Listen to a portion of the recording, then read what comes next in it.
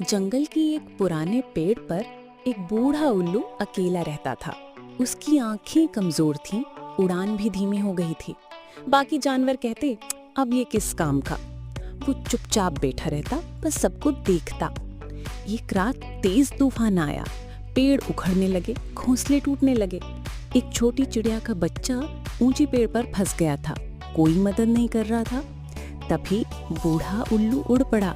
हवा तेज थी, लेकिन वो डगमगाते पंखों से ऊपर पहुंचा।